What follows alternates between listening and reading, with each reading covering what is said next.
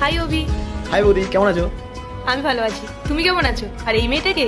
ও বৌদি, তোমাকে তো আলাপ করাতেই ভুলে গেছিলাম। ও আমার ছোটবেলাকার বান্ধবী, ওর নাম মেঘা।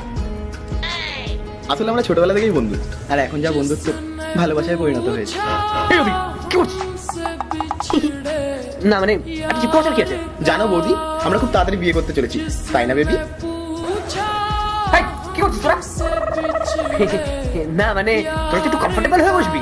দেখ কত বড় সোফা, একটু ছড়িয়ে ছিটিয়ে বস। ও কমফোর্টেবল হয়ে বসতে হবে? আরে তোরা করছিসটা কি? না মানে সামনে তোদের বৌদি বসে আছে, ওর সামনে তোরা এরকম ভাবে চিপকাট করে বসে আছিস, একটু দূরে দূরে সরে বস। রাহুল, তুমি এত রিয়েক্ট করছো কেন? ওরা একে অপরকে ভালোবাসে, ওইভাবে বসলে বসুক না, কোনো সমস্যা নেই তাদের। তুমি জানো, এতে বরং আরো ভালোবাসা বাড়ে।